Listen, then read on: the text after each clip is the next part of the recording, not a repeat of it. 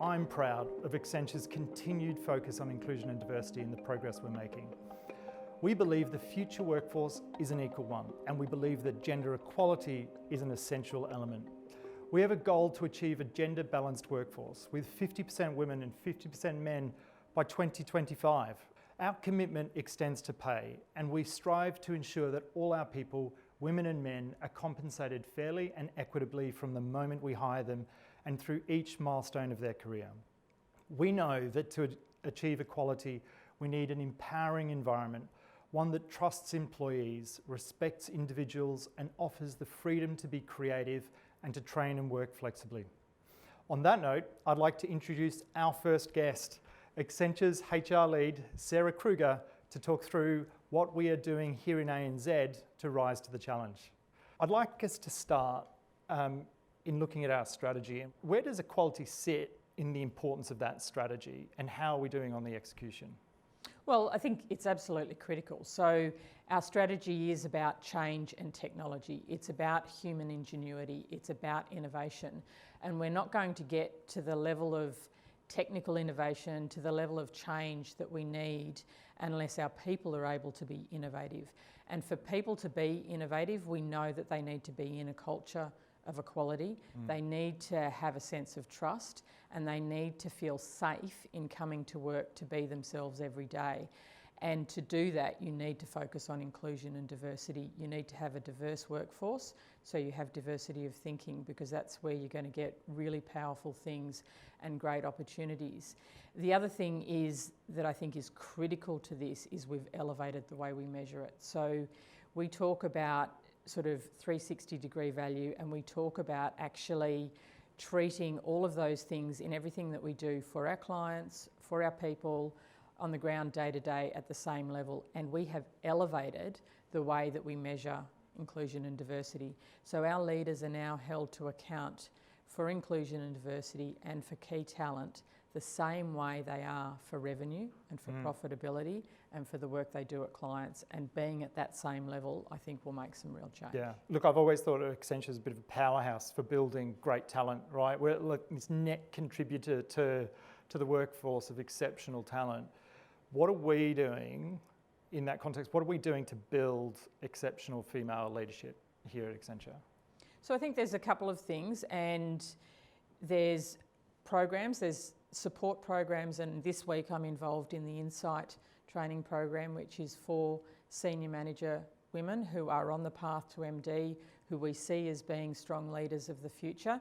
And I'm actually delivering that and part of the faculty with some really strong leaders in Australia, in Kelly Simpson and Susanna Rosamond, two great leaders in our business. And I think, so there's specific programs at the senior manager level, there's Pivot at the manager level, there's also Women in Leadership for our managing directors, Fortune Connect, and a whole lot of other things. That is focusing on supporting our women and giving them structure. We also need to help our males and everyone else in the organisation. And so that's about unconscious bias training. It's about elevating the understanding that that exists and that we need to address that. It's about inclusive leadership programs, particularly for our leaders, and getting them to use that on their accounts. Let's talk about unconscious bias. And, you know, we could just talk about that for a lengthy period of time, but when you think about unconscious bias, what are the things you see happening, and how can we go and proactively, you know, challenge ourselves as individuals and around the way we think to try and tackle that challenge? So I think, firstly, it's actually about acknowledging that unconscious bias exists, and it exists in all of us. And it's not a bad thing. What's important is that we recognise it and we're able to actually catch ourselves when, why am I actually asking that, or why am I suggesting that, or why am I not asking that? So don't not offer someone a role because you think you don't want to put them in a difficult situation where they say no because it's going to involve travel and that would mean something or other else. Ask them and let them make the call, put the power in their shoes, and it goes either way. It also means that, you know, it's actually about making assumptions about our men as well as our women. So, you know, that's one of the drivers behind moving to parental leave as opposed to maternity leave. So irrespective of your gender, you have the same access.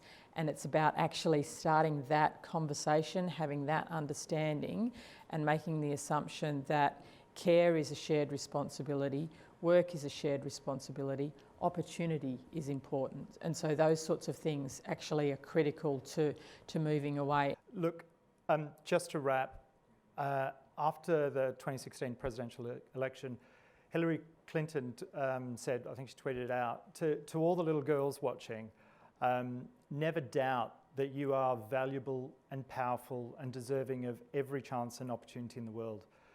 4 years on, we've got, well, the US has a female of Indian heritage as the Vice President of the United States. So the future's bright, it's optimistic outlook. With our audience here today, what's your message of hope? What's your message that you'd like to send to all those starting and on the early stages of their Accenture journey?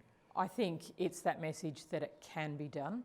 I think it's be brave, lean into it, and I think Hillary showed that for the first person it is often harder. And so I think even in New Zealand, Jacinda Ardern would probably argue that for her it's a lot easier than it was for the two female Prime Ministers that came before her.